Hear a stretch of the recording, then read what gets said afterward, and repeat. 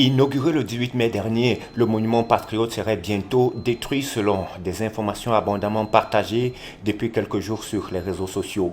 Pour la mairie de la ville, il n'en est rien. Il y a juste eu une tentative d'instrumentalisation. Il y a eu tentative de faire prospérer la désinformation. Donc le sens de ce point de presse visait justement à rétablir la vérité. Dit aux gens, en un mot comme en mille, le monument patriote n'est nullement menacé.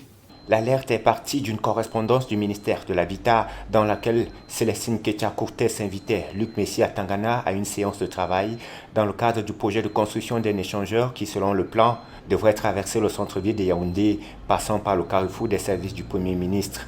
L'objet de la réunion aurait été déformé selon la communauté urbaine. La réunion en question avait été convoquée et initiée par effectivement le ministre de l'Habitat et du Développement urbain, mais c'était une contestation technique.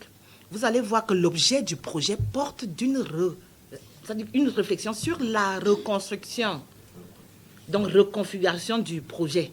Donc il ne s'agit pas d'un problème conflictuel, c'est un problème entre techniciens. Aucune route traversant le centre urbain ne s'appelle autoroute. Le plan d'aménagement d'une ville comme Yaoundé, la capitale politique, administrative du Cameroun, ne se décide pas sur la base d'images factices de surcroît diffusées sous la forme d'un tract. Il faut noter que la réalisation des deux projets vise à embellir la ville et fluidifier le trafic routier dans la capitale politique.